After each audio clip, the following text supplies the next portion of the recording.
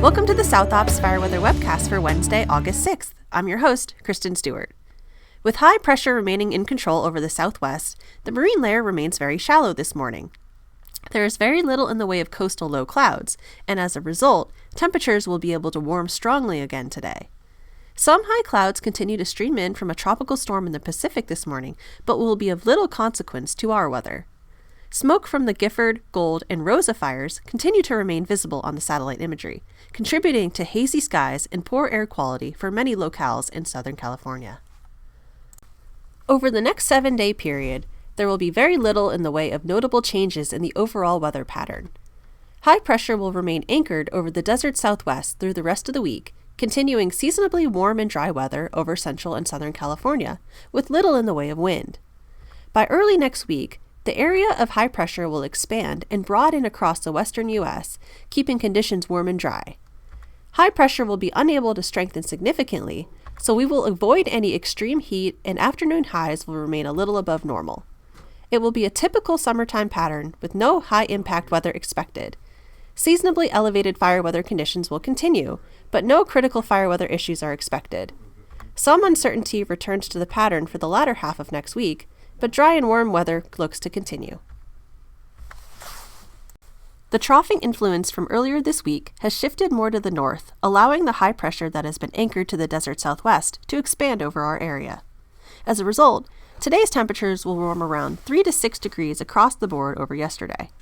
This will bring valley highs into the 95 to 100 degree range and low desert highs around 115.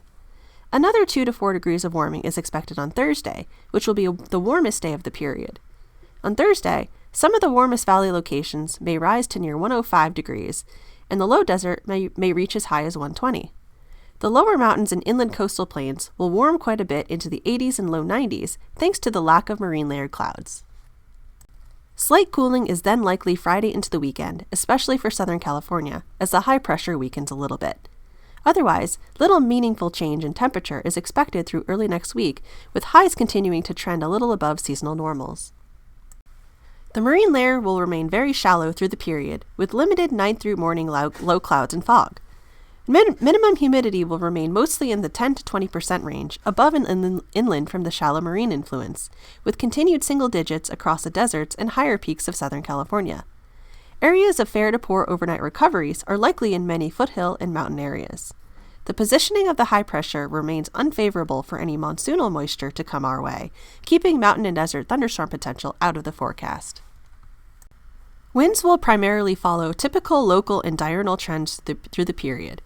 There will be occasional breeziness in the typical wind-prone mountain and desert areas during the afternoon and evening hours, but no significant or critical wind conditions are expected. Winds will likely peak on Thursday and Friday.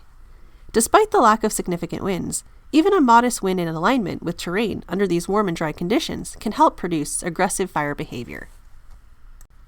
As for our fuels, critically dry conditions on both dead and live fuels of all classes are now present across much of Southern California, particularly from the San Bernardino Mountains and southward, but increasingly across the remaining foothills and mountains of Southern California as well. Coastal areas, as well as the higher terrain of the Sierra, continue to retain higher live fuel moisture values, which is helping to mitigate fire potential in those areas, but overall region-wide flammability is reaching a notably elevated level.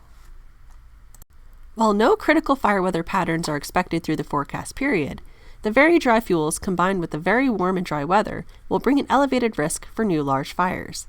Moderate initial attack is likely, even in the absence of lightning, as dry fine fuels create very high probabilities of ignition.